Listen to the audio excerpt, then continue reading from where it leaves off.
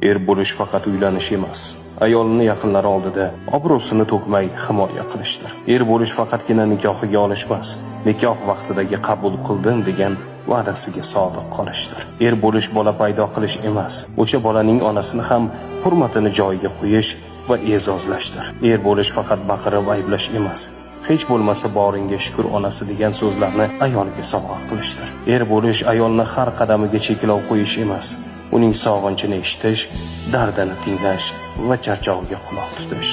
Er bo'lish ayolga doim bu seni vazifang deb ta'na qilish emas, charchadingmi, dam ol onasi deya olish. Er bo'lish bu ojizani haqorat qilish emas, so'kish, urish emas, Allohning omonati deb qarash, avaylab asrashdir. Allohning omonatini asrayotgan, ayolining ko'z yoshiga emas, kulgusiga sabab bo'layotgan erkaklardan Allohim rozi bo'lsin.